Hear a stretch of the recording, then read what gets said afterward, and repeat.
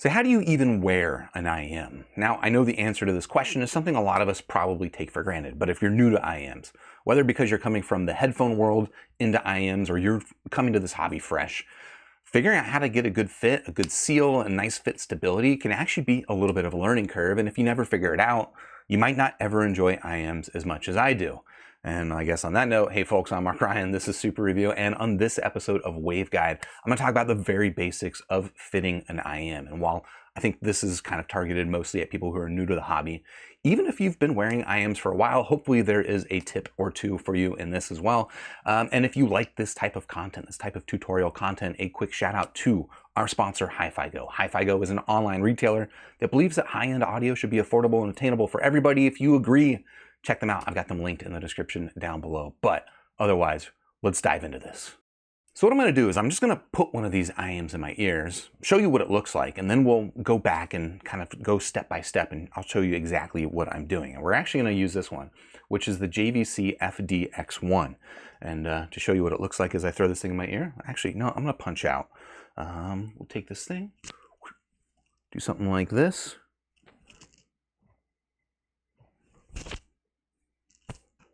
And ta-da, I'm wearing my IEM. Okay, so what exactly did I do there? Because I did a couple of things there that were a little bit subtle. So the first thing that you want to worry about when you're fitting your IEM is making sure that you get a nice seal. And a lot of this will come down to finding the right ear tip. I just did a whole video on finding the right ear tip. If you want to check that out, I'll have that linked up here or in the description or something like that. But make sure you find the right ear tip. And if you've used IEMs before and you think that like I'm a medium person, you're trying a new IEM, it's very possible you might actually prefer a small or a large ear tip with that IEM, so try that out. In fact, some people will even use like a different size ear tip in their different ears because that helps them get a better seal. What else can I say about getting a seal? All right, here's a little trick I do. All right, you might have noticed that I did this, is when I take the IEM, put it over my ear, I actually reach over the back of my head and I pull up on my ear. And then I insert the IEM, and then I release the ear on top of it, all right? So basically what this is doing is by lifting my ear up here, I'm taking the ear canal, I'm just kind of like stretching it out vertically. Don't think about it too hard, it's gross, but you know, you're basically expanding your ear canal and making it easier to slide the IEM into place, all right? When you do this, you're not necessarily gonna be creating a seal until you let go of your ear, and the ear is gonna kind of collapse back down on top of the IEM ear tip, and it should give you a really nice seal. This is a little trick that will help you fit IEMs a little bit deeper than if you're not doing it, absolutely. But it also has another benefit to it, which is it can avoid pressure buildup, right?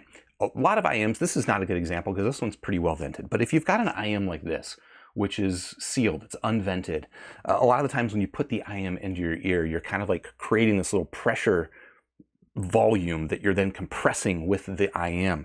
But if you lift your ear like this, you fit the ear tip in, and again, this is not a seal at this point, right? You're able to insert the IEM as deep as possible without creating that pressure buildup, and then you just drop your ear on top of it. That will allow you to attain that seal without having to compress air inside your ear, and frankly, I find that a lot more comfortable. Okay, so that's kind of like the basics of seal. Here's a quick tip though, just because I know some people, again, if you're new to the hobby, you might not be certain if you do or don't have a seal. And this is super important because if you want the exact sound quality that you see in the frequency response, or you want the best that the IEM can do, especially in the bass, you want to make sure that your seal is nice and good. And how do you validate that you've got a good seal? Well, there's a couple ways. One, you'll just get used to it. You'll get comfortable with it and you'll be able to know pretty intuitively when you wear it. But if you're not there yet, here's a good check. You take your fingers like outside of your ear, and I would say like keep it a good foot or so away from your head, about 30 centimeters for the metric folks, and just kind of rub it together lightly like this, right? When you don't have a seal, you'll be able to hear the sound. It's like a light, high frequency rubbing sound. I don't know if this is going to come across on the microphone, but I promise you, you can hear that over here.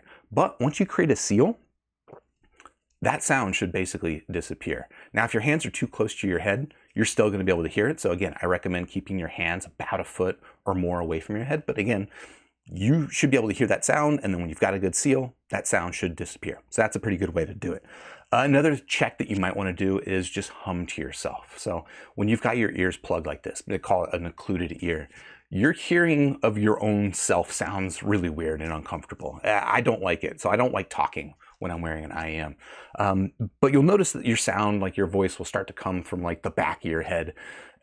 But if you hear it slightly imbalanced, like the left side of your voice is not exactly in the center of your head, maybe it's more tilted to the left or more tilted to the right, that might indicate that you've maybe got a better seal in one ear than the other, and it might be worth just doing again a recheck, a refit on it, and you know, maybe just pull it all the way out, lift your ear again, put it back in place, and do those checks again and see if you've got your seal. So that covers the seal, but there's a couple other things I mentioned. Stability is a really important thing. And again, a lot of this will come down to finding the right ear tip, but there are a couple of things here at play. So I picked this IEM in particular because this is an IEM that I can actually wear over ear or just hanging down straight. And a lot of times people ask me, like, why do IEMs go over the top of your ear? That seems, I don't know, it seems weird to other people and they don't like it. But there's actually a pretty good reason for it, and it's fit stability. So here's an example, all right? So I'm wearing this IEM hanging down, which again is perfectly normal, functional way for this IEM to be worn. But if any pressure gets put on this cable, you can see that it just kind of pulls the IEM directly out of my ear. Whereas if instead I wear the IEM over ear, let's give it that little treatment, and I pull on the cable, you can see that it's tugging on my earlobe rather than tugging on my ear canal, and that just gives it added fit stability. And that is very important if you want to go about your day and not have to be fiddling with your IEMs all the time. Getting a good stable fit, super, super clutch. Kind of related to that is this bit down here. So this cable, like a lot of cables, IEM cables, has a chin slider on it, right? It's got this little thing up here, which will, let me show you, slide up and basically take up the slack here.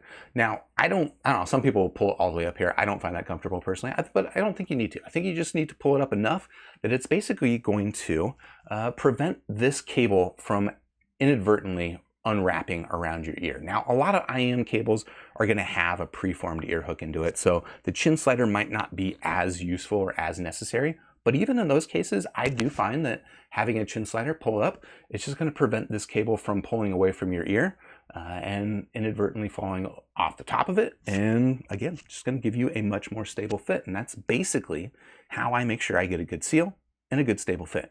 So in a nutshell, that's how to wear an IEM, or at least how I wear IEMs. It's really just about getting a good seal, getting it to be nice and stable, and of course comfort. And like I mentioned, I kind of alluded to this before, I recently did a video talking about ear tips. Ear tips really do play a big part in this as well. But if you want to learn more about that, I'll have that video linked in the description down below, which I guess is a reminder that waveguide is brought to you by HiFiGo. HiFiGo, again, an online retailer. If you want to show your support for waveguide, show your support for HiFiGo, I'll have them linked down below. And with that out of the way, I'm heading to Can Jam this weekend. If you see me at Can Jam in New York, say hi. But otherwise, I'll catch you on the next Super Review. Cheers.